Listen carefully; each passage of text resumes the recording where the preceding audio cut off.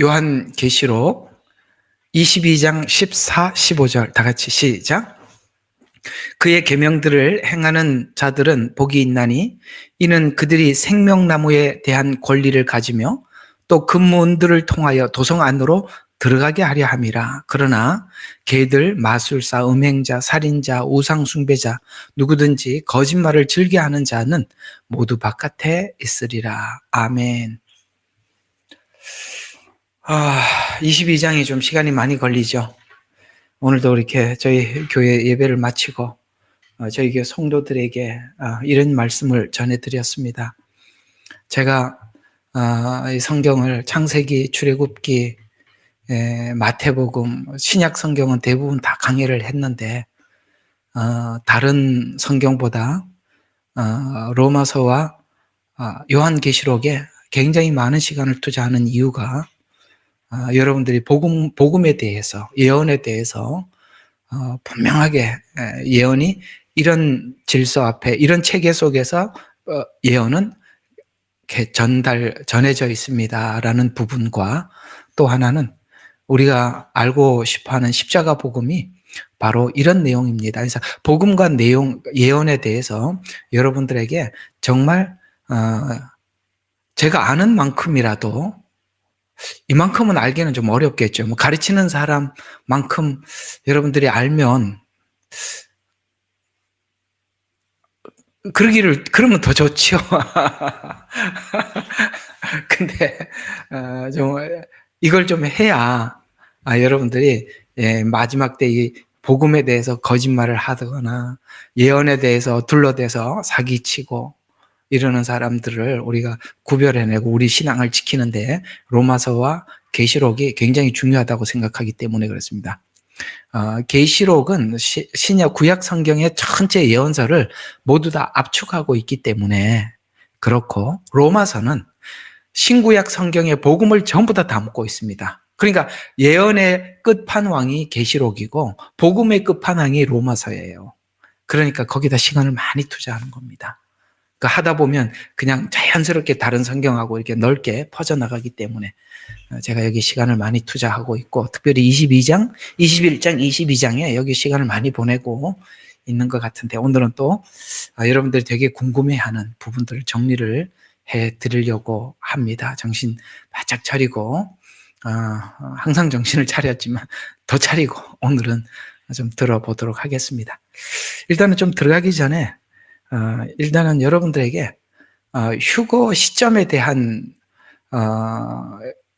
나름 목사님들마다 휴거 시점이 7년 전이다, 중간이다, 후반부다 이렇게 정해놓고 움직이지 않는, 오직 딱 나는 7년 환란 후 휴거다라고 딱 찍어놓고 설명을 하시는 분들도 있고, 어떤 분들은 7년 전 휴거다라고 찍어놓고 설명을 하는 분들이 있고, 저는 중간기라고 봅니다. 제 주장은 그렇습니다. 그러나 이제 여기서 예외는 있습니다. 혹 주님께서 7년 전에 데리고 가도 아멘이고, 저는 그렇습니다. 저는 학문을 하는 게 아니기 때문에 그렇습니다. 학문을 하는 게 아니라 복음대로 설명을 하다 보니까 거기로 보여서 제가 그렇게 이야기를 하는 것입니다. 아셨습니까? 이런 거 가지고 우리 여러분들이 서로 이렇게 나눠지지 않기를 정말 바랍니다. 그건 그렇게 중요하지 않습니다. 전에 올라가든 중간에 올라가든 마지막에 올라가든. 그러나 약간의 제가 이렇게 반박을 하고 싶은 부분은 있어요. 왜 제가 중간이기라고 목사님이 굳이 그렇게 주장을 하시는가라는 부분에 대해서 제가 오늘 조금 굳이 변명을 한다면, 7년 전 휴거는 어떤 부분에 큰 하자가 있냐면은, 그분들이 7년 전 휴거를 주장하는 가장 큰 두드러진 이유가 뭐냐면, 교회 시대가 7년 전으로, 마지막 7년 환란 전으로 끝이 난다는 거예요. 그리고 7년, 요한계시록 안에는 교회 이야기가 안 나온다는 거예요. 그러니까 요한계시록의 7교회 이야기로 끝이 나고, 그래서 교회와 사당, 이게 사실 세대주의에서 나온 거거든요. 교회 시대 끝, 그 다음에 7년 환란 시작, 이렇게 해갖고 세대주의가 끊어놓은 거예요. 이 세대주의는 아시다시피 침례교단에서 세대주의가 강력합니다.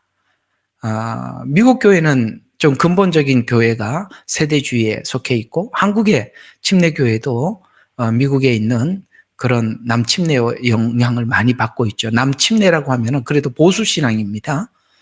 보수신앙인데 그들은 7년 전 휴거를 주장하고 있습니다. 그걸 우리가 그대로 도입해서 그들이 주장하는 것을 더 깊이 연구하지 않고 그냥 7년 환란 중에는 교회 이야기가 없으니까 교회는 이미 휴거되고 없다. 근데 그건 너무 그건 주장하기에는 지지 기반이 너무 약해요. 교회 이야기가 없다. 그러므로 휴거다. 그건 좀 근거가 너무 부족합니다. 또 하나, 7년 후 휴거다라고 주장하는 이 주장에 관해서는 여러분 휴거를 하는데 예수님 재림하는데 우리가 뭘 휴거할 게 뭐가 있겠어요? 그것도 참 웃기는 이야기 아닙니까? 아니, 주님은 지상에 재림하고 계시는데 우리가 어디로 올라갑니까? 아니, 주님은 내려오시고 우리는 또 올라갑니까? 이건 말도 안 되는 이야기 같아요. 근데 사실 7년 전 휴거나 7년 후 휴거로 한국교회는 오랫동안 요한계시록을 가지고 서로 주장을 해왔습니다만 중간기 휴거라고는 그런 주장을 해온 적이 잘 없어요. 근데 그게 왜 전 휴거와 휴거가 그렇게 많이 주장이 되어 왔었냐면 신학을 중심으로 계시록을 풀었기 때문에 자꾸 그렇게 보였던 거예요. 근데 어느 날 대체 신학이 눈에 보이기 시작하고 이스라엘이 눈에 들어오자 요한계시록을 이스라엘하고 딱 대입을 시키니까 14장에 보이더라는 거예요. 14장이 보이더라는 거예요. 그 14장에 보면은 휴거가 나와요. 그게 딱 중간기거든요. 그래서 저는 중간기라고 말씀을 드리는 것입니다. 됐죠? 목사님은 왜 이렇게 주장하시는가? 왜 전도 아니고 후도 아니고 중간이라고 하시는가? 저는 옛날에 보지 못했던 부분을 봤기 때문에 그렇습니다. 자, 일단은 그렇게 해놓고 되게 사람들이 계시록만 보시는 분들은 항상 저한테 그런 걸 물어요. 목사님은 휴거를 언제 기간으로 보십니까? 아주 궁금한 게 몇 가지 있어요. 아주 그냥 딱 있어요. 14만 4천은 어떻게 생각하세요? 그 다음에 12장에 있는 그 해 입은 여자는 도대체 누굽니까? 두 중이는 누구시죠? 뭐 요거 가지고 자기하고 안 맞으면 여기는 배울 게 없구나 이런 생각을 하시더라고요. 그 너무 단순한 생각이고요. 자, 오늘은 우리 정말 성경을 자꾸 이렇게 성경 해석, 특히 예언서를 꼬이게 하는, 자꾸 다치게 하는 이 부분을 활짝 열어보도록 하겠습니다. 자, 오늘은 그래서 계시록 22장 15절은 하기 힘들 것 같아요. 오늘 14절 한 절만 또 할 것 같은데요. 천년 왕국에 들어가는 두 부류들이라는 제목으로 함께 나눠보겠습니다. 분명히 이 제목으로 유튜브에 올려놓으면 또 조회수 많이 나올 거예요. 내가 이제는 그게 뭐가 조회수가 많이 나오는지도 이제 다 알아. 아이고, 참. 그런 거 말고 복음적인 내용을 좀 많이 들었으면, 진짜 그걸 좀 들었으면 싶은데. 아이고, 참. 자, 봅시다. 이제 다시 되찾은 은혜 생활의 시작, 이 도성 안으로 들어가다. 그렇죠? 이제 드디어 우리가 그 도성 안으로 들어가는데, 여기 보면은 이제 이 도성 안으로 들어가게 하려 함이라라고 말하는 이 도성, 이게 천년 왕국이거든요. 자, 이게 뭐냐면 7년 환란 때, 이때 이 도성 안으로 천년 왕국에 들어가는 사람은 7년 환란 때 우상에게 절하지 않고 표를 받지 않는 자들 두 종류가 있어요. 이거는 말이 조금 어폐가 있어요. 이건 그냥 괜히 또 헷갈리게 하는 것 같아서 그냥 지워버리고 두 종류를 한번 보도록 하겠습니다. 괜히 적어가지고 더 헷갈리게 만드는 것 같아요. 자, 하나 봅시다. 첫 번째, 이 천년 왕국에 들어가는 두 종류가 있어요. 몇 종류가 있다고? 우리는 지금까지 한 종류만 생각했기 때문에 꼬이는 거예요. 그 한 종류가 뭐냐? 교회. 네, 교회라고만 자꾸 이해를 하기 때문에 여기에 도성에 들어가는, 사실 구약 성경 내내 가장 천년 왕국에 들어가는 주인공은 유대인들입니다. 자, 한번 보도록 하죠. 도성에 들어가지만 영원한 생명을 얻은 자들이 한 부류가 있고요. 또 한 부류가 누구냐면 도성에 들어가지만 육체를 입고 들어가는, 자, 육체를 입고 들어가는 한 부류. 하나는 어떤 사람이라고요? 영원한 생명을 얻은 부류, 두 부류가 있다는 거예요. 저와 여러분은 지금 천년 왕국에 들어갑니다. 그런데 어떤 상태로 들어가냐면 영원한 생명을 얻은 상태로 들어가는 겁니다. 그래서 천년 왕국에 들어가서도 우리에게는 죽음은 없어요. 근데 여기 죽음이 있는 자들이 있어요. 그 두 번째 부류에 속하는 사람들이에요. 저는 처음부터 이 복음을 정확히 배웠었어요. 예수 믿을 때부터. 자, 그러면 봅시다.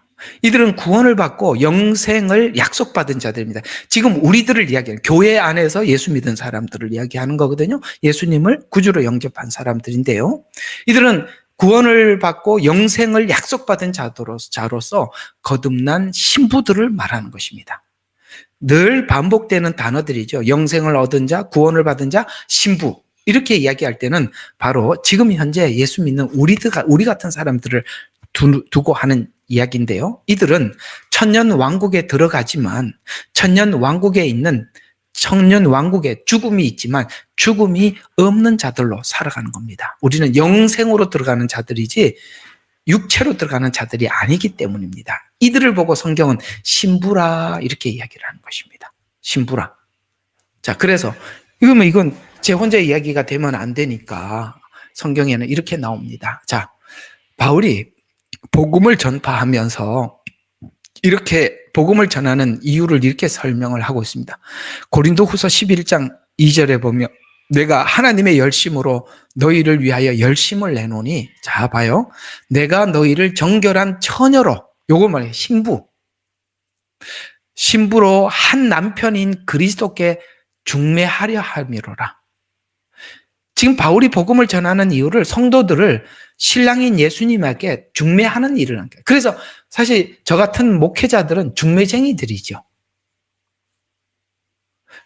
당신들의 신랑이 이분이십니다라고 이렇게 중매를 하고 있는, 이게 복음 전하는 거예요. 그래서 진짜 저분이 목회자인가 하나님의 종인가 아닌가를 뭘로 보게 되냐면 자기 사람 만들면 가짜고 하나님께 소개를 해서 하나님 신부로 자꾸 이렇게 준비시켜주면 그게 진짜 하나님의 종인 거예요. 그래서 우리가 그런 걸 보셔야 돼요. 어떤 목사님들을 보시더라도 이 사람들이 사람들을 모아가지고 자기 사람 만들려고 하나, 아니면은 정말 하나님 사람 만들어가기 위해서 하시는가, 그 둘을 보면 진짜 하나님의 종들은 성도들을 하나님의 신부로 준비시키는 거거든요. 분명히 그렇게 말하잖아요. 열심을 낸다. 정결한 신부로 남편인 그리스도께 중매하려 한다. 그렇죠? 또 보세요. 이 신부에 대해서 오늘 여기 바울이 중매했던 그 신부들을 요한계시록 19장 7절과 8절에 보면 우리가 즐거워하고 크게 기뻐하며 그에게 영광을 돌리세 어린 양의 혼인 기약이 이르렀고 자신의 아내가 준비되었으므로, 이렇게 얘기합니다. 주님 언제 오신다고요? 하나님의 신부가 준비되면 오신대요. 우리가 준비되면 주님이 오신대요. 주님께서 이 땅에 다시 오시는 그날은 두 가지가 준비되어야 됩니다. 하나는 우리가 준비되어야 하고요. 심판받을 자들도 준비되어야 합니다. 이게 어디하고 연결이 되느냐면 출애굽기의 출애굽 시간하고 연결이 되는 것입니다. 출애굽은 한쪽은 심판이고 한쪽은 구원이죠. 어느 쪽이 심판입니까? 애굽은 심판이요. 이스라엘은 구원입니다. 또 가나안 땅에 있는 7 족속들이 하나님 앞에 심판받을 시간이 되었기 때문에 하나님이 그 시점을 잡은 것입니다. 이해가 가시죠? 그래서 하나님이 주님께서 이 땅에 오실 때는 신부도 준비되고 심판받을 자들도 준비되는 것입니다. 그 시간을 하나님이 정하실 것입니다. 자, 그 다음 이들은, 자, 우리 같은 신부들, 예수 믿고 구원을 받은 우리들을 성경에는 왜 우리에게는 천년 왕국에 가서 죽음이 없는지 증거가 여기 있어요. 자, 에베소서 2장 8절과 9절을 보면 너희가 그 은혜에 의하여 믿음으로 말미암아 구원을 받았으니, 우리는 지금 계명을, 요한계시록에 보면 계명을 지켜서 표를 안 받거든요. 근데 우리는 어떻게 지금 믿음을 지키고 있죠? 은혜의 믿음을 지키고 있죠. 그래서 은혜에 의하여 믿음으로 구원을 받았나니 이것은 너희에게서 난 것이 아니요 하나님의 선물이라. 구원은 하나님의 선물이래요. 그리고 행위에서 난 것이 아니니 누구든지 자랑치 못하게 하려 함이라. 그래서 그 은혜의 선물을 받아들인 사람들은 어떤 일이 일어나느냐. 사도행전 2장. 그거는 이쪽으로 한번 가보는 게 좋겠죠. 한번 단편적으로 성경 구절만 지나가려니까 너무 좀 아쉽지요. 우리 사도행전 2장으로 가서 이 내용의 전체 흐름을 잠깐 한번 살펴보시죠. 이 복음을 전했을 때, 바울도 복음을 전하고 사도들이 계속 복음을 전하고 있을 때 어떤 일이 일어났는지 보도록 하겠습니다. 자, 여러분들에게 제가 복음을 전했을 때 성도들에게 어떤 일이 일어나는가 한번 보시면, 자, 26절부터 한번 보세요. 그러므로 이스라엘 온 집이 분명히 알 것은 너희가 십자가에 못 박은 이 예수를 하나님께서 주와 그리스도가 되게 하신 것이라. 이제 지금 베드로가 열심히 설교하고 있습니다. 그죠? 자, 그들이 이 말을 듣고 마음의 찔림을 받아. 자, 왜 마음의 찔림을 받았겠습니까? 얼마 전에 예수님을 십자가에 못 박았거든요. 오늘도 우리가 예수님을 영접했을 때 내가 예수님을 십자가에 못 박은 장본인이라는 거 우리가 알죠? 똑같은 상태입니다. 그래서 마음의 찔림을 받아와 베드로와 다른 사도들에게 말하기를 형제 여러분 우리가 어찌해야 하리까라고 물었어요. 어떻게 하면 구원을 받을 수 있습니까? 이런 질문과 똑같은 겁니다. 그랬더니 뭐라고 이야기하느냐? 베드로가 그들에게 답변하기를 회개해라. 그리고 죄들의 사함을 인하여 각자가 예수 그리스도의 이름으로 침례를 받으라. 그리하면 성령을 선물로 받으리라. 자, 보세요. 회개하라 라고 했을 때 회개하는 사람과 회개 안 하는 사람의 차이는 뭘까요? 죄인이라고 인정하는 사람은 회개합니다. 또 하나는 회개는 두 가지 조건이 있어야 된다 그랬습니다. 회개는 두 가지 조건이 있어야 된다. 빨리 적어놔요. 잊지 말고. 회개는 두 가지 조건이 있어야 된다. 하나는 자기가 죄인이라는 것을 인정해야 한다. 두 번째, 회개할 대상을 알아야 한다. 그러니까 내가 죄인이라는 걸 알고 누구에게 죄를 지었는지 알아야 회개할 거 아닙니까? 만약에 죄인이라는 거는 아는데, 죄인이라는 것은 내가 알겠는데 누구에게 용서를 받아야 하는지, 누구에게 죄를 지었는지 모르면 회개로 끝나는 게 아니라 후회로 끝나는 거예요. 후회로. 왜? 대상이 없는 게 후회고 대상을 아는 게 회개라 이 말이에요.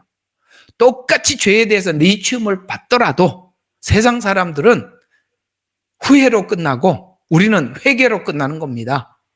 근데 왜 회개를 할 수 있게 되었을까요? 복음 전하는 베드로를 통해서 알게 된 겁니다. 여러분들이 이게 복이죠? 얼마나 감사해요. 복음을 들어서 내가 죄인이라는 걸 알게 되고 누구에게 죄를 지은지 알게 되고 누구에게 잘못을 고해야 되는지 아는 게 그게 복이다 이 말이죠. 그래서 회개하라. 그리고 죄들의 사함을 인하여 너희 각자는, 그래 회개하면 죄 용서함을 받는다는 거죠. 너희 각자는 예수 그리스도의 이름으로 침례를 받으라. 하나님 앞에 내 자기 신앙 고백을 하라. 자, 봐요. 그리하면 너희가 성령을 선물로 받으리니. 보세요. 이게 예수님을 영접하는 과정이라는 거예요. 말씀을 들었어요? 회개했어요? 그랬더니 내가 예수님을 진심으로 구주로 영접했어요. 그 다음에 침례를 받아요. 하나님께서 성령을 주셨어요. 이 사람은 바로 영생을 얻은 자로 천년왕국에 들어간단 말이에요. 오늘 거기하고 딱 연결을 시키는 거 아시겠습니까? 영생을 얻은 자로. 그러니까 천년왕국에 죽음이 있다는데 이 사람들은 그하고 상관이 없다 이 말이에요. 자, 그 다음에 고린도전서 6장 19절. 여기서도 바울이 똑같은 이야기 합니다. 너희 몸은 너희가 하나님께로부터 받은 바, 너희 가운데 계신 성령의 전이. 왜요? 여기 보니까 성령을 선물로 받아서 성령님이 우리 마음속에 들어와 계세요. 그래서 우리는 성령이 계시는 집이에요. 그러니까 여러분들이 하나님이 보실 때는 여러분도, 여러분이나 저나 성령님이 계시는 것은 하나님의 영, 곧 우리는 신의 성품에 참여한 자들이 되는 거예요. 신성을 가지고 있는 겁니다. 하나님의 영. 놀랍지요? 그래서 요한계시록에는 계속 이런 말이 나와요. 교회에 대해서 메시지를 전하다가 성령이 교회에게 하는 말을 들을지어다. 귀 있는 자는. 누가 그 마지막 때 복음을 들을 수 있다고요? 귀 있는 자. 어떤 귀? 성령님이 계시는 자들은 성령님에 의해서 이 말씀이 들린다, 이 말이에요. 자, 첫 번째, 천년 왕국에 들어가는 첫 번째 부류, 누구라고요? 지금 현재 예수님을 믿고 성령님이 계시는 분들. 이분들이 천년 왕국에 들어가나 이들은 천년 왕국의 죽음과 상관없이 천년 왕국을 지나서 영생에 들어갈 자들이다. 그건 누구라고요? 교회 시대에 예수님을 구주로 영접해서 성령님을 모신 자. 됐죠? 정리가 끝났죠? 성경 근거 구절 제가 오늘 여러분들에게 됐습니다. 그러면 이걸 두 번째 이 부분을 지금까지 사람들이 설명을 안 하니까 예언서가 전부 다 꼬이는 거예요. 바로 이 부분이 바로 대체 신학으로는 이걸 열어주지를 못해.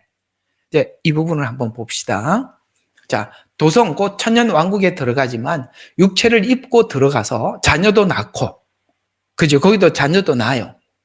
그러니까 천년 왕국에 남은 자 소수가 들어가는데 엄청나게 많이. 왜? 막 500년, 800년 막 자식을 낳으니까. 우리 평생 살면서 막 10명, 11, 제가 전도하러 다닐 때 자녀를 12명 낳은 사람도 봤어요. 자기 자식이 12이래. 그래서 가서 간증을 하는데 딸 낳다가 아들 낳고 나중에 딸로 막 서운해갖고 보이지도 않고 막 그러다가 막 마지막에 그래도 한 번 더 했는데 쌍둥이 딸이 나와버렸어. 어떻게?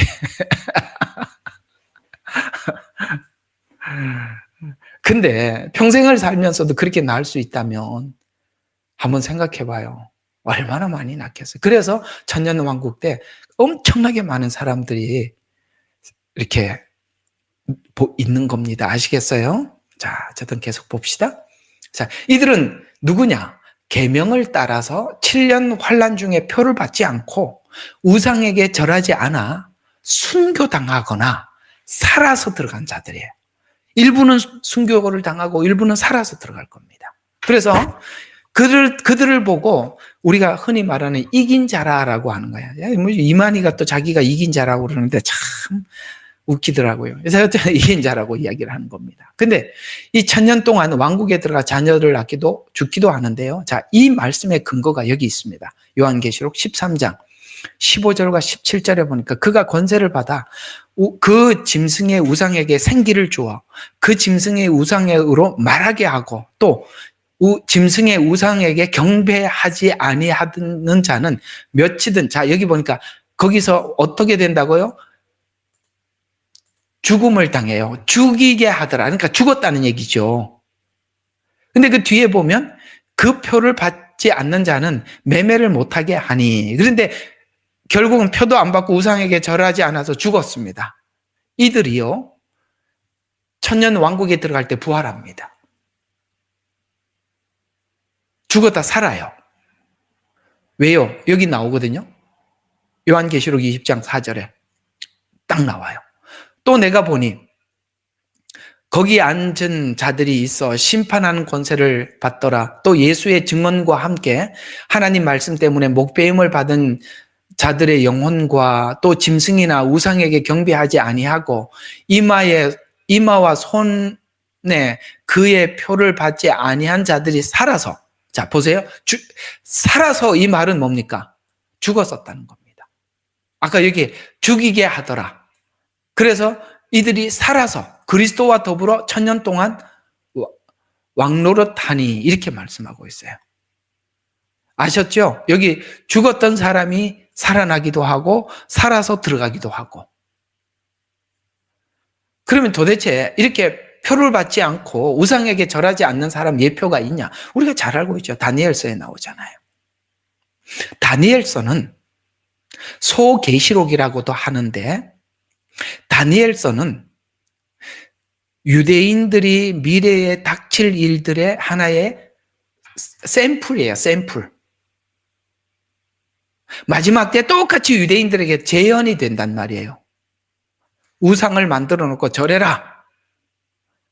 근데 거기에 절하지 않는 사람들이 있더라. 다 절하지 않고 다니엘 세 친구가 안 하더라, 이 말이에요. 그게 성경에는 남은 자라, 이렇게 말씀하고 있어요. 그래서 다니엘서 3장에 보면 다니엘 세 친구 이야기가 나오고, 또 다니엘이 나오죠. 다니엘 6장에 보면 다니엘이 끝까지 뭡니까? 기도하지 말라는 조서가 내렸다는 걸 알면서도 그걸 합니다. 이 사람들을 보고 성경에는 로마서 11장 4절에 보면 남은 자라, 열왕기상 19장 18절에는 바알에게 무릎을 꿇지 않는 7천을 남겨두었다.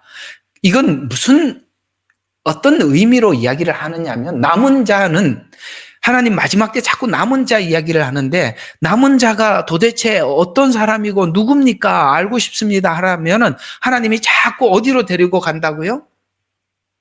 예, 엘리야 시대 때 남은 자 시대로 가는 겁니다. 지금 이 상황은 여러분, 마지막 때 어떤 상황일까? 마지막 때 어떤 상황일까라고 자꾸 그리고 싶으면 두 군데를 가면 돼요.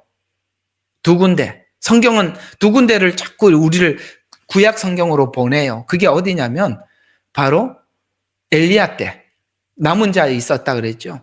아합은 적그리스도의 예표입니다.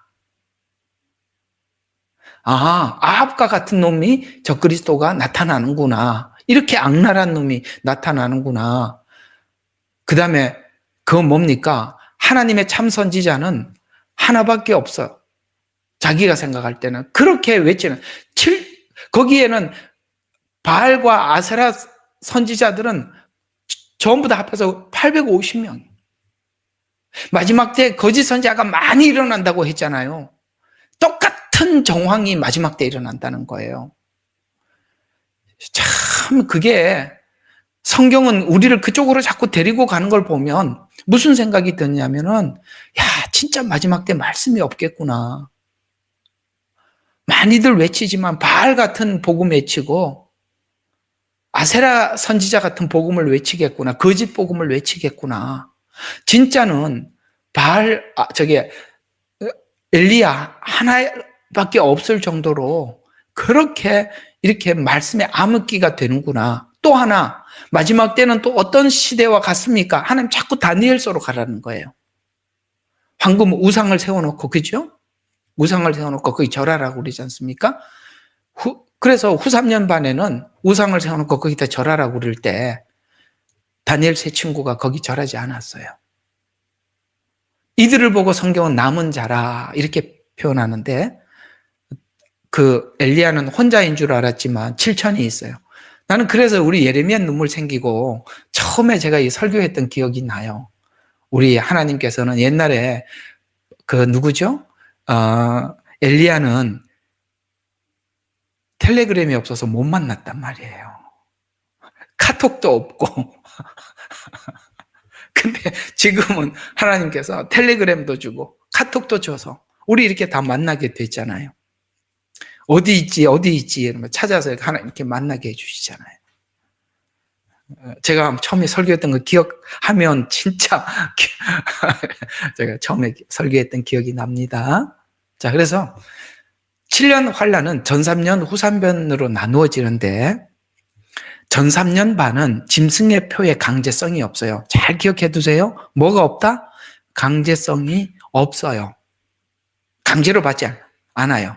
그러니까 내가 매매를 못하게 하니까 가서 내가 매매 못하는 것 때문에 자발적으로 받는 거예요. 그래서 육체에 따라서 땅에 거하는 자들은 자기의 삶을 유지하기 위해서 자연스럽게 표를 받게 될 겁니다. 우리는 막 그런 표 비슷한 것만 나오더지 막 손들고 지금 조심하세요 이런 게 나옵니다. 막 우리는 막 그런 이야기를 하는데 저 사람들은 아무 인식이 없다니까. 이거 안 하면은 야 마트 가서 아무것도 살 수 없다 그러면 그냥 더 먼저 가서 받겠죠. 이거 누가 분별을 합니까? 이거는 성경을 아는 사람만이 분별을 하는 거거든요. 요한계시록 13장입니다.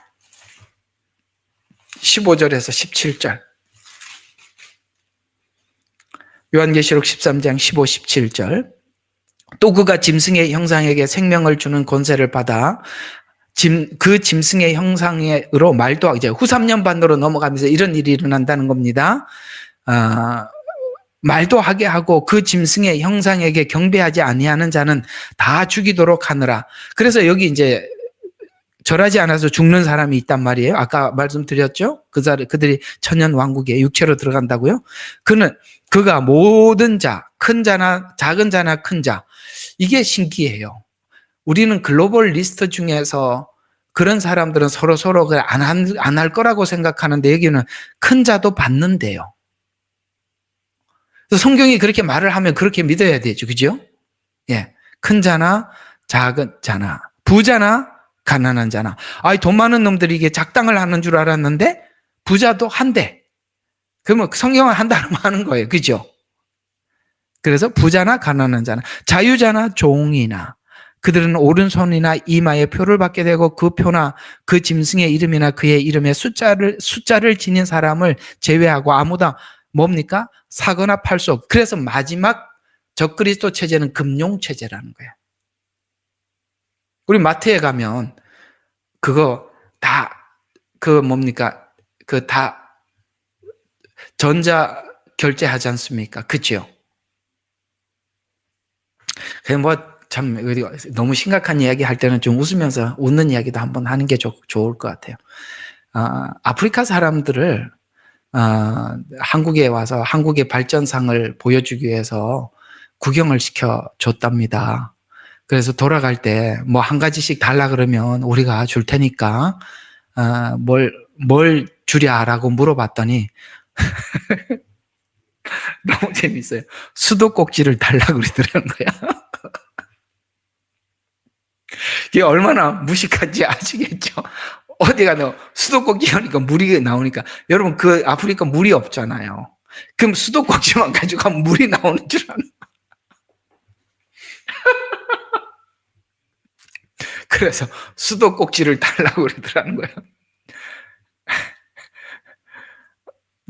그렇게 문명이 발전하지 않는 국가에서 온 사람들인데 또 아마 마트 가서 물건을 사면서 카드로 결제를 하면 카드를 달라고 그럴 것 같아요. 예, 목사는 설교를 하려면 상상력이 풍부해야 되니까. 이거 말하면서도 얼마나 웃었는지. 수도꼭지만 있으면 물이 나오는 줄 알고. 아이고, 우리 웃으면서 삽시다. 그러니까 여러분 우리는 지금 그런 데 익숙해 있지 않아요. 그지요? 그래서 가서 이마나 손에 표를 받아야 결제할 수 있다 그러면 스스로 가서 다 해달라 그럴 거 아니겠어요? 이 계시록에 이런 말씀이 나오는데 놀랍게도 교회가 이거 받아도 괜찮다고 이야기를 하는 게 너무 많다는 거예요. 근데 여기 성경에는 분명히 아니라고 말씀하고 있잖아요. 그죠? 그래서 이 표를 받은 사람은 다 불과 유황에 빠져 그렇게 할 거라고 하나님이 분명히 말씀하고 있잖아요. 그죠? 14장 9절에 이어서 나오잖아요. 셋째 선사가 그들을 따라가며 음성으로 말하기를 누구든지 그 짐승과 그의 형상에게 경배하고 그의 표를 자기 이마나 손에 받는다면, 이렇게 묻지요? 받는다면 무슨 일이 있어요? 그 역시 하나님의 진노의 포도주를 마시게 되리니. 이 진노의 포도주가 어떻게 마시게 되느냐? 진노의 포도주라고 말씀하고 있는 거예요. 포도주. 이게 이제 14장 후반부에 보면은 포도 송이를 따서 포도즙 틀에 넣고 짓밟는다 이 말이에요. 심판을 이야기한단 말이에요. 이스라엘은 이 이런 표현이 나올 때는 심판을 의미한단 말이에요. 그래서 포도주를 마시게 되리니 그것은 그의 진노의 잔에 혼합되지 않고 부은 것이라. 또 사람이 거룩한 천사들의 면전과 어린 양의 면전에서 불과 유황으로 고통을 받. 이거는 뭡니까? 지옥 간다는 얘기잖아요. 그 고통의 연기가 영원 무궁토록 올라가리라. 분명히 이렇게 말씀을 했는데 왜 받아들여? 그래서 이 거짓 선지자들이 마지막에 이렇게 얘기를 해서 사람들을 속인다, 현혹한다, 이렇게 말씀하고 있는 겁니다. 놀랍게도 마지막 때는 정말 소수의 참 선지자, 대부분은 거짓 선지자. 아셨어요? 엘리야 시대 때 선지자의 그 비유를 보면 우리가 알 수 있듯이 그렇다, 이렇게 말씀하고 있는 것입니다. 그래서 후 3년 반은 표를 강제로 받게 해서 우상에게 강제로 절을 하게 합니다. 여기에 유대인들이 정신을 차리기 시작합니다. 왜 유대인들이 후 3년 가서 정신을 차리느냐? 전 3년 반에는 적그리스도가 나타났는데 그게 그리스도인 줄 아는 거예요. 우리는 그게 적그리스도라는 걸 아는데 그들은 그리스도라고 해요. 왜냐하면 평화 조약을 맺거든요, 유대인들하고.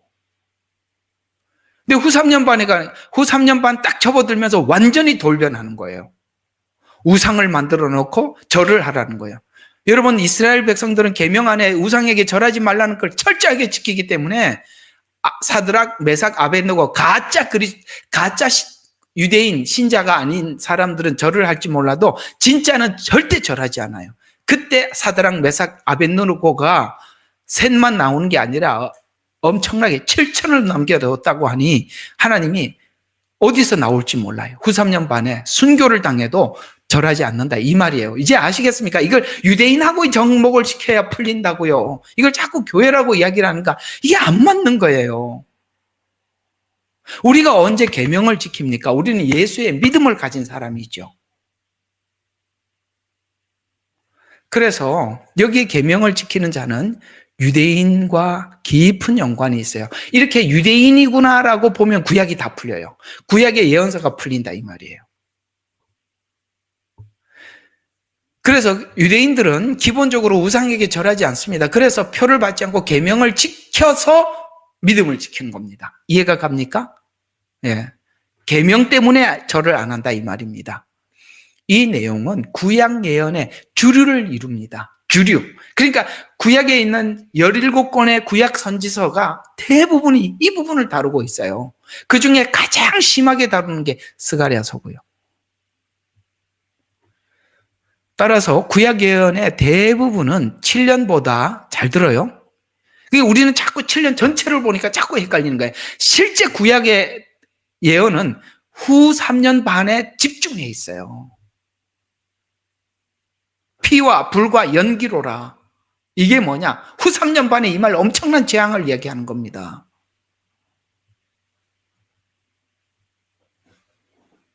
이런 말들은 유대인들끼리는 알아듣는 말인데 우리는 모르는 이야기라, 이 말이에요. 그들은 구약에 있는 예언을 사도들이 전하면 여기 성경에 보면은 이런 말들이 쑥 지나가는데 우리는 몰라. 그러나 이 구약 성경에 익숙한 그들은 듣자마자 이건 심판이구나, 금방 탁 감이 오는데 우리는 그런 기본이 없으니까 그걸 못 푸는 거예요. 대체신학으로 눈이 가려져 있어서 오랫동안 사단이 아주 정성을 다해서 대체신학으로 우리 이방인들에게 거짓 복음을 전하도록 아주 힘써 노력을 해서 준비해 왔다는 걸 알 수 있습니다. 따라서 구약 예언의 대부분은 7년 전체보다 후 3년 반에 일어날 일에 관한 내용이 대부분이다. 자, 그러면 이게 왜 후 3년 반의 내용이 대부분이냐? 우리 성경 구절 3군데만 한번 살펴보도록 하겠습니다. 왜 구약 예언이 전부 다 그런 거냐? 이 다 다니엘서에 나와 있어요. 다니엘서는 시간표거든요. 시간표. 자, 9장 27절부터 보겠습니다. 음, 26절부터 보는 게 좋겠네요. 자, 보겠습니다. 62주 후에는, 62주 후라는 얘기는 전체 합해서 7주가 앞에 있고 62주가 또 나와요. 그러면은 전부 다 69주가 되지요. 이건 이스라엘 백성들이 예루살렘으로 돌아가서 성전을 재건하라는 명령이 떨어진 그 날부터 예수님 십자가에 죽으시는 날까지가 69주예요. 69일이라고 이야기하는 거예요. 70일에 69일에가 지나갔다 이 말이에요. 그래서 여기 62주 후에는 메시아가 끊어질 것이요 라는 말은 예수님이 오셔서 십자가에 죽으신다는 얘기입니다. 끊어질 것이요. 자신을 위해서가 아니요. 또 장차 올 그 통치자의 백성이 도성과 성소를 파괴하리니 이 마지막 7년 환란에 있을 일들을 설명을 하는 것입니다. 장차 올 그 통치자 백성이 도성과 성소를 파괴하는 적그리스도가 등장하게 된다. 진짜 예수님은 69일에까지 십자가에 죽으시고 그분은 아시겠어요? 7년 환란 후에 다시 오겠지만 마지막 한 주가 남았을 때 적그리스도가 나타나서 파괴한다. 성소를 파괴한다. 성소를 파괴한다는 것은 이스라엘 백성들이 하고 있는 다니엘서에 보면은 그 성소에다가 우상을 갖다 놓고 거기다 절하라는 거예요. 그래서 성소를 파괴하리니 그 끝은 홍수로 뒤덮일 것이요. 그 끝은 홍수로, 이게 후 3년 반에 있을 엄청난 환란을 이렇게 표현한 겁니다. 그 끝은 홍수로 뒤덮일 것이요. 황폐함이 정해져 놨대. 하나님이 정해놓은 플랜이라는 거예요.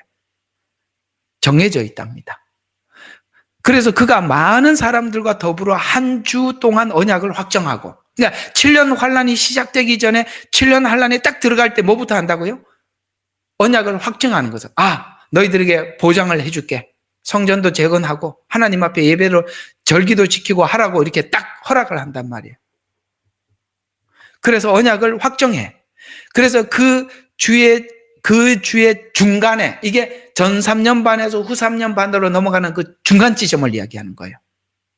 그래서 그 중간에 그가 희생 제물과 예물을, 그러니까 전 3년 반에는 하게 하다가 후 3년 반에 딱 들어가서 못하게 딱 금지시키더라. 조약을 깨더라. 화평의 조약을. 이런 말씀이고요.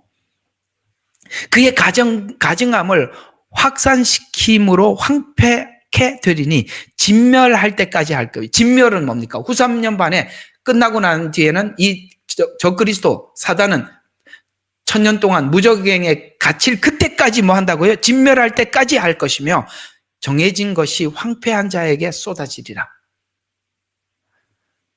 아시겠어요? 적그리스도에게 쏟아지게 될 것이다. 이렇게 전체 내용을 아주 압축시켜서 이렇게 설명을 하고 있어요. 자, 이 말과 똑같은 이야기가 여기 이렇게 말씀을 하고 다니엘서 12장 11장부터 봐요. 11장 1, 2절을 한번 봐요. 이 말이 그대로 이어서 이렇게 나옵니다. 11장 1, 2절. 11장 1, 2절. 또 메대인 다리오의 첫째 해가 가서 그에 돋워주고 페르시아 사람들을 불어에 선동할 것이라. 왕국이 부서질 것이며 이게 막강한 왕이 1, 2, 3절까지 한번 봐요. 자, 또 메대인 다리오의 첫째 해 나 곧 내가 서서 그를 지지하고 힘을 돋워 주었느니라. 이제 내가 진리를 내게 알게 보라. 페르시아도 아직도 새 왕이 일어날 것이요 넷째는 부요하게 될 것을 그 부로 인하여 그리스 나라를 대적하여 모든 사람을 선동할 것이라. 자, 이거 안티오쿠스 에피파네스 4세를 이야기하는 거. 우리 이제 다니엘서 하면서 했던 건데 원래 잊어버려야 제가 또 계속 하죠. 잘 잊어버렸습니다. 이게 안티오쿠스 에피파네스 4세가 적그리스도의 모형이라고 다니엘서 하면서 엄청 설명했었습니다. 그래서 한 막강한 왕이 일어나서 큰 권세로 다스리며 자기 뜻대로 행하리라. 아시겠어요? 이게 적그리스도의 모형이라는 거예요. 자, 그래서 쭉 넘어가서 12장 11절. 자, 이런 적그리스도가 나타나서 무슨 일을 하느냐. 날마다 드리는 희생제가 폐지되고 후 3년 반이죠. 예언이 어느 방향을 해서 자꾸 가고 있어요? 후 3년 반에 희생제가 폐지되고 이렇게 될 것을 설명을 하면서 지금 이 구약 예언은 누구에게 집중하고 있느냐? 유대인에게 집중을 했는데 구약 예언을 교회라고 가지고 오니까 전혀 안 풀리는 거예요. 그래서 자, 날마다 드리는 희생제가 폐지되고 멸망케 하는 이걸 가지고 또 사람들이 또 이렇게 예배를 못 드려. 예배가 아니고 희생제라고 그러잖아. 이런 말만 나오면 다 예배래 또. 자, 가증한 것이 세워질 것이다. 이건 우상이 세워진다는 것입니다. 근데 잘 봐요. 이런 말이 나와요. 1290일이 될 것이요. 여러분 있잖아요. 1290일이 될 것이요. 기다려서 1350일이 일어날. 그러면서 이렇게 나오고 있어요. 자, 이게 무슨 이야기냐면은 후 3년 반에 일어날 일들을 설명을 하는데 여기 다니엘서가 예언 전체를 마치면서 어떤 7년 전체에다가 딱 집중해 들어가는 것이 아니라 아시겠어요? 7년 전체에 집중해 들어가는 게 아니라 결국에는 예언이 쭉 이렇게 모아져서 연필 촉처럼 어디로 가느냐? 후 3년 반으로 간단 말이에요. 그러니까 예언서 전체가 전 3년 반에 대한 내용이 그다지 많지를 않아요. 예언서 전체를 7년 환란을 설명하는 예언서 안에 7년 환란 내용을 전체를 담아서 봤을 때 전 3년 반 예언은 아주 극소수고 대부분이 후 3년 반에 있을 이야기를 하는데 왜 그러냐? 후 3년 반에 드디어 그들이 저게 가짜구나라고 그리스도가 가짜라는 걸 알면서 누구를 찾게 되느냐? 2000년 전에 오셨던 메시아가 그리스도라는 걸 그때 눈을 뜬다 이 말이에요. 그래서 그러는 거예요. 구약은 지금 대상 자체가 교회가 아니고 유대인이잖아요. 그때는 교회도 자체도 없었고 이방인들은 아무것도 몰랐어요. 구약 때 이방인들은요, 진짜 극소수로 이렇게 생각하시면 돼. 요나가 가서 니느웨가 겨우 구원을 받았고 이스라엘이 포로로 잡혀가서 겨우 바벨론이 복음을 듣게 된 겁니다. 극소수다 이 말이에요.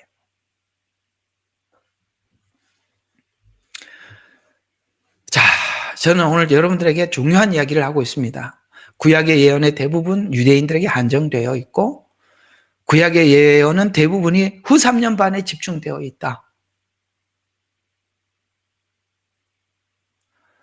정리가 되셨어요? 이제는 이렇게 딱 해서 성경을 보면 성경이 확 열려요. 그래서 이 두 부분을 나누어서 보면 요한계시록도 자연스럽게 열리고 구약도 열려요. 그래서 구약 예언이 풀리지 않는 이유는 유대인들을 구원할 약속인 후 3년 반의 비밀을 모르면 7년 전체로 해석하려 들기 때문에 안 보인다 이 말이에요. 7년 전체가 아니란 말이죠. 그 다음에 또 유대인들의 구원 계획을 교회 구원 계획으로 해석하려 하기 때문이고 또 7년 전체에서 전 3년 반은 유대인들이 돌아옴과 동시에 이방인의 구원이 목적임을 구분하지 못하기 때문에 그래서 전 3년 반에 이스라엘이 또 돌아오지만 그 이스라엘이 돌아오는 것 때문에 흰옷 입은 이방인들은 엄청나게 전 3년 반에 돌아오고 후 3년 반에는 대부분이 유대인들에게 집중되어 있다. 이제 정리가 되셨어요. 이 개념만 가져도 진짜 안 막혀요. 풀려요. 자, 그러면 이제 두 번째 의문점. 여기까지는 해야 되니까 그러면 휴거 시점은 언제쯤인가? 아까 처음 설명을 좀 말씀드린 전 3년 반, 후 3년 반은 거기에 대한 입증이 너무나도 부족하다 말씀을 드렸었죠. 그래서 제가 이해하고 있는 대로 계시록 14장에 가서 봐야 합니다. 14장 봅시다. 이거는 옛날에는 이 주장을 하는 사람이 그 많은 주석가들 중에 진짜 1%도 안 됐었어요. 14장 중간기는. 근데 대체 신학이 나오면서 사람들이 여기구나 하고 많이들 이제 보기 시작합니다. 대체 신학으로는 14장이 휴거 기간이라고 볼 수가 없습니다. 근데 대체 신학을 딱 이해를 하면 이게 보여요. 자, 여기 보면 이런 이야기가 나오는데 14장에 곡식 추수에 대한 이야기가 나옵니다. 곡식 추수는 이스라엘 백성들이 장막절에 곡식을 추수해서 곡간에 넣잖아요. 절기하고 연관이 있다 이 말이에요. 그래서 곡식 추수 이야기가 나오는데 예수님 부활 이후에 첫 추수가 시작됩니다. 예수님의 부활은 첫 이삭 추수예요. 여러분, 첫 이삭이 베어졌으면, 그래서 이스라엘은 추수를 할 때 첫 이삭을 베어서 하나님께 드리고, 이게 예수님께서 십자가에 죽으시고 부활해서 하나님께 드려졌다는 이야기예요. 그러면 그 논에 있는 모든 곡식들은 첫 이삭이 베어졌기 때문에 곧 추수가 가까워요. 그래서 예수님이 오셔서 그랬잖아요. 추수할 곡식이 휘어져서 추수할 때가 되었도다. 아니, 예수님이 오셨는데 추수할 때가 됐다. 전도하란 말인가? 맞는데 이제는 복음 안에서 보면 예수님이 첫 추수를 당하셔서 이제는 우리가 추수를 시작하겠구나. 사망의 권세를 이기시고 부활이 시작되는구나. 이렇게 이해를 하면 되겠습니다. 부지런히 적느라고 고생하는데 내가 나중에 이거 올려줄 테니까 그때 보세요. 자, 그래서 이 추수 내용이 휴거인데 요한계시록 14장 9절부터 13절에 보면 후 3년 반에 우상에게 절하거나 표를 받지 말아야 한다. 그러면 고통을 받게 될 것이다. 성도의 인내가 여기 있는데 하나님의 계명을 지키는 자. 항상 계시록에는 두 종류가 나온다 그랬죠. 요 사람들은 유대인들을 얘기해요. 계명 이런 단어가 나오면 유대인들을 지칭을 한다. 그다음에 믿음 이렇게 나오는 사람들은 이방인들을 이야기하는 거예요. 그래서 요한계시록은 두 종류의 사람들이 계속 등장한다고 아주 여러 번 이야기했습니다. 그러면 자, 여기 보면 14장에 보면 14절부터 16절이 바로 휴거에 관한 이야기라는 것을 볼 수가 있어요. 한번 보시죠. 어디서부터 봐야 되느냐면 9절부터 한번 볼 필요가 있으니까 9절부터 한번 봅시다. 자, 셋째 천사가 그들을 따라가면 음성을 말하기를 아까 짐승의 표를 받는다면 유황과 아까 했죠? 고통을 받을 것이다. 밤낮 휴심을 얻지 못할 것이다. 까지 했습니다. 그러면서 성도들의 인내가 여기 있으며 그래서 성경에 보면 이기라라는 말씀이 인내하고 이기라는 말이 여기 그 말이에요. 성도들의 인내가 여기 있으며 여기 하나님의 계명과 자, 두 종류가 나오죠. 여기 또 잘 눈 크게 뜨고 봐요. 하나님의 계명들과 유대인입니다. 예수의 믿음을 같이 지키는 자 이방인입니다. 이 둘을 지금 정리를 하고 있어요. 지키는 자들이니라고 하더라. 또 내가 하늘에서 나는 음성을 들었는데 자, 지금 요한이 뭔 음성을 듣고 있어요. 자, 이런 이야기를 하더래요. 하늘에서 이런 말을 하더래요. 이제부터 주 안에서 죽은 자들이 복이 있도다 이렇게 외치더래요. 이제부터.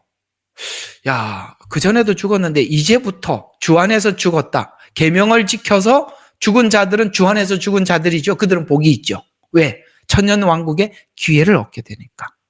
그래서 복이 있도다 성령께서 말씀하시니라. 이는 실로 그들은 자기 수고를 그치고 쉴 것이요 그들의 행위가 그를 따를 것임이라. 거기에 대한 보상이 있을 것이다 이 말이에요. 그러면서 또 이렇게 나와요. 여러분 있잖아요.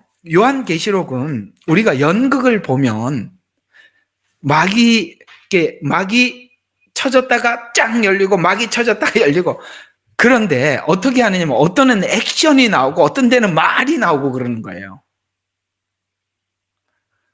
그래서 자꾸 요한이 내가 보니 이래서 눈으로 봤던 이야기를 하고 또 갑자기 또 들으니 이렇게. 여러분 그 옛날 영화 아시죠? 자, 그러잖아요. 그 해설자가 와서 요즘은 그렇게 영화 안 보지만 옛날에는 그랬잖아요. 해설자가 딱 하죠. 갑돌이와 갑순이가 살았는데 산은 뭐 시냇물이 흐르고 징검다리가 보이고 뭐 이렇게 하면서 해설자가 얘기를 문이 쫙 이해가 가십니까? 이런 영화 본 사람들은 오래 사신 분들이고 요즘 사람들은 그 뭔 소리야 그러지만 지금 요한계시록이 그렇게 나와 있단 말이에요. 어떤 때는 들리고 어떤 때는 보이고, 그런데 또 이럴 때는 장면이 넘어가는 거라 이 말이에요. 그래서 또 내가 쳐다보니 흰 구름이라. 흰 구름. 그래서 왜 또 색깔이 흰색이 나오느냐? 구름 타고 오시리라.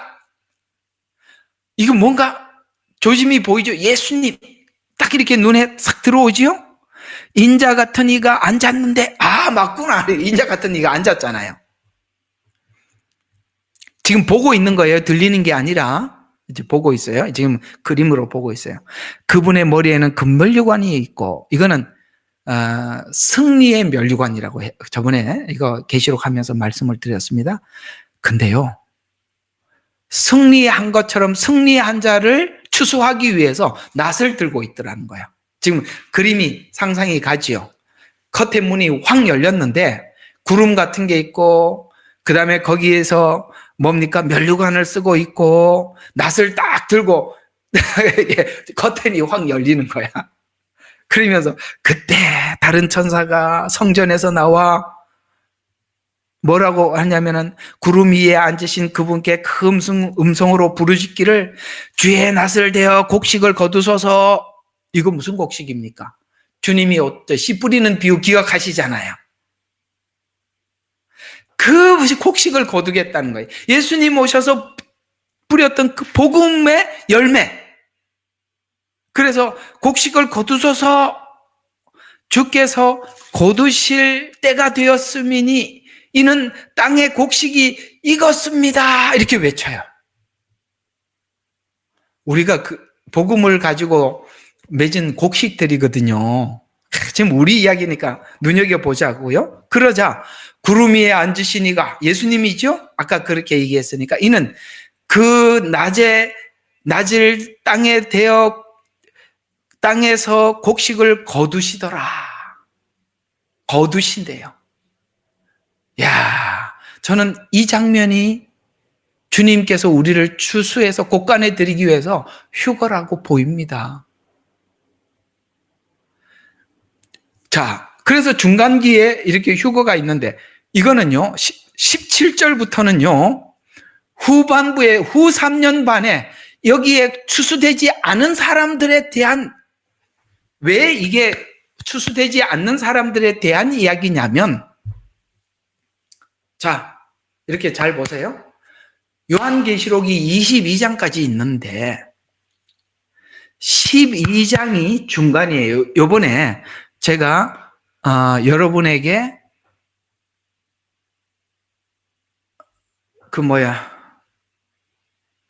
컨퍼런스 할 때, 이 컨퍼런스가 생각이 안 나냐? 이 막 성경 말씀만 자꾸 집중하고 생각하니까 그런 단어도 생각이 안 나요.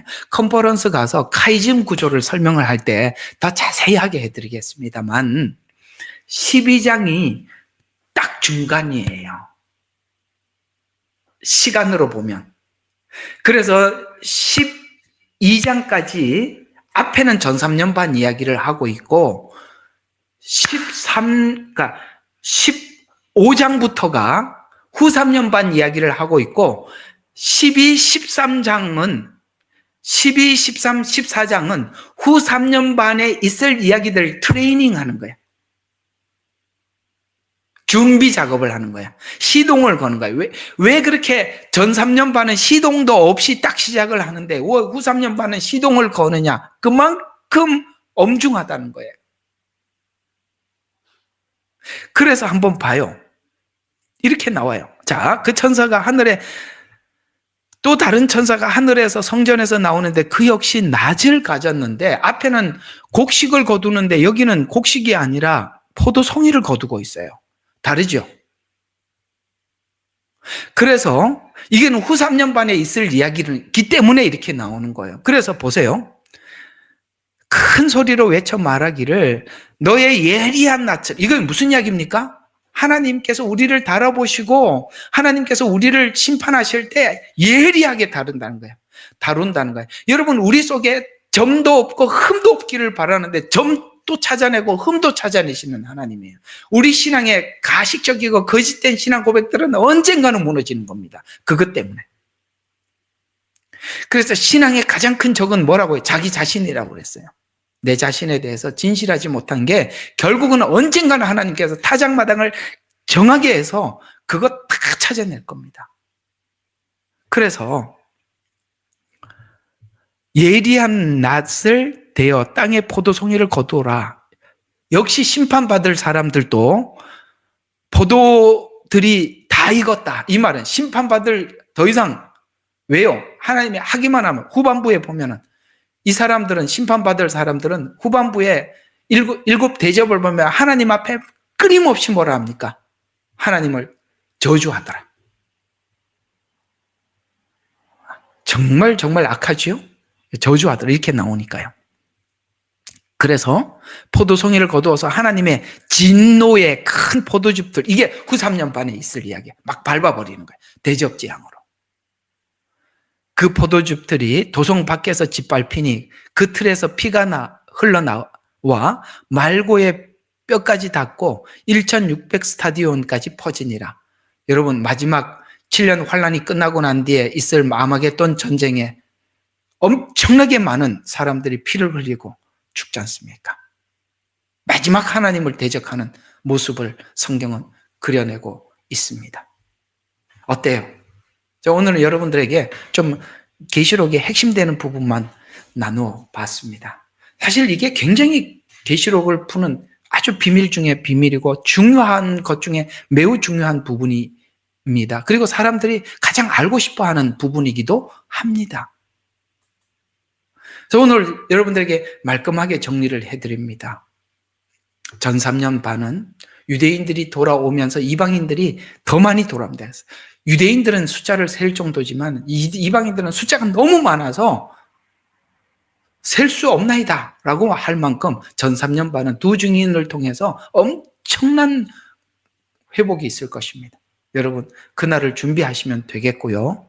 후 3년 반은 유대인들의 우상을 세워놓고 절하라고 그럴 때 그때 정신이 바짝 드는 거예요. 야, 내가 이거 그리스도라고 믿었는데 이놈이 저 그리스도구나. 그러면 그리스도가 누군가? 드디어 2000년 전에 우리의 죄를 대속하고 죽으신 그분이구나. 그들은 그 계명을 지키면서 결국은 순교도 대부분 많이 순교를 당하지만 이들은 하나님이 다시 살리셔서 천년 왕국에 예수님의 통치를 직접 경험하게 합니다. 그리고 다시 예수님의 그 십자가 복음을 믿게 할 겁니다. 우리는 너무나도 감사하지요. 우리 하나님께서 저와 여러분을 하나님의 영이 있는 자로, 신부된 자로, 예수님의 그 신의 성품, 우리는 신성을 가지고 있단 말이에요. 하나님의 영이 있단 말이죠. 그런 자로 우리가 천년 왕국에 들어갈 것이고 영생으로 우리 하나님께서 인도하실 것입니다. 자, 그냥 오늘 여기까지 이야기를 마치고 낮 시간에 얘기했던 우시갯 이야기 하나 더 하고 막 끝납시다. 그래서 아까 어떤 목사님이 유튜브에 올고 하도 기가 막혀서 2번 들었어요. 그 목사님이 신학교를 가서 이렇게 하는데 이게 예언서를 설명하는 분이 나와서 요한계시록을 설명을 딱 하려고 그러면서 뒤돌아보면서 너희들 이런 헛된 얘기 믿는 건 아니지? 이러면서 설명을 하더라는 거예요. 말도 안 되는 걸 이걸 믿고 그러나 성도들한테는 말하지 마 이러더라는 거예요. 그러면서 요한계시록을 들었다는 거예요. 놀랬죠. 아니 또 신학교 교수가 강의하러 그 청년들 그러니까 청소년 때인가 청년 때인가 부흥 집회를 갔는데 그 부흥 강사님인데 은혜 받겠다고 제일 앞에 가서 앞에서 은혜 받으려고 탁 있는데 2000년 전에 죽으신 그 말라 삐뚤어진 예수님의 피가 여러분들에게 아무것도 뭘 할 수 있다고 믿는 건 아니겠죠? 이러면서 설교를 시작하더라는 거예요. 신학교 가서 신입생 환영식을 하는데 환영식을 다 하고 난 뒤에 바로 옆방에 가면 주님이 기다리니까 주님 만나러 가자면서 갔더니 술을 준비해 놨더라는 거예요. 참 제가 다니는 신학교는 그 정도 최악은 아니었는데 어떤 목사님이 그런 신학교를 경험한 이야기를 쭉 하는 걸 보면서 세상에 학교가 이 정도가 됐구나 싶은 게 참 슬펐습니다. 그러니 그런 사람들이 그 목사님은 그래도 알고 그런 걸 분별하시고 하시니 다행이지 다른 사람들이 뭘 하겠습니까? 그래서 지금 이 교회가 이렇게 복음이 엉망진창이구나 하는 것도 한편 알게 되었던 것입니다. 여러분, 우리는 하나님이 말씀하신 그대로 되는 줄로 믿고 우린 그 예수님에 대해서 조금도 의심하지 않습니다. 우리 생애는 바로 그 예수님 앞에 모든 걸 걸고 우리가 그 길을 가는 것입니다. 우리가 함께 가는 우리 성도들 서로 귀하게 여기시고 또 서로 격려하면서 함께 가기로 하겠습니다. 이제 화요일이면 저희들이 이제 비행기를 타고 출발을 할 텐데 가서 여러분들 얼굴 배울 생각하니까 또 마음에 또 기대도 되고 그러네요. 자, 가서 또 뵙도록 하고 오늘은 여기까지 하고 마치도록 하겠습니다. 오늘 이 내용은 한 번 더 여러분 좀 들으시고 이렇게 막 필기들 하느라고 바쁘셔서 이거 오늘 내용은 좀 올려드려야 되겠다 싶어서 텔레에다 올려놓을 테니까 복사해서 한번 보시면 더 도움이 되시리라 생각이 듭니다. 기도하고 마치겠습니다. 하나님 아버지 감사합니다. 오늘은 이제 천년 왕국에 들어가야 할 두 종류를 성경을 근거로 해서 우리가 잠시 살펴보았습니다. 또한 아버지 하나님, 또한 하나님께서 이 말씀하고 계시는 이 마지막 이 휴거가 14장에 나온 이 말씀대로 조명을 해보았습니다. 주님, 우리 주님께서 주시는 이 약속된 미래의 언약을 우리 가슴 속에 담고 하나님 오늘 힘써 이 현실을 살아가게 해 주십시오. 그래서 성경이 우리에게 격려하고 부탁한 대로 이기는 자들이 다 되도록 하나님 축복하여 주시옵소서. 우리를 구원하신 예수 그리스도의 이름으로 기도드렸습니다. 아멘. 예레미야의 눈물은 시대에 맞는 말씀 선포와 변질되지 않은 순수 복음을 외치고 있습니다. 함께 연결되어 하나님께 예배드리며 이 마지막 때에 하나님께 쓰임받길 원하시는 분은 카카오 채널로 연락 주시면 연락드리도록 하겠습니다. 고정 댓글에 채널 경고와 착제에 대비한 예비 채널과 제2채널 링크를 올렸습니다. 이 채널 또한 구독 부탁드리겠습니다. 감사합니다. 우리는 역사상 가장 중요한 시점을 지나고 있습니다. 하나님께서는 하나님의 일을 하시기 전에 사람을 준비시키셨음을 우리가 알고 있습니다. 하나님 말씀은 마지막 때에 대추수, 대부흥의 때가 있다고 분명히 예언하고 있습니다. 아멘. 하나님의 말씀이 그대로 성취될 것을 믿습니다. 예레미야 눈물은 잠자는 교회와 영혼을 깨우기 위해 노력하고 있습니다. 이 가슴 뛰는 일에 함께 하길 원하시는 분은 카카오 채널로 연락 주시기 바랍니다. 당신은 위대한 하나님의 사람입니다.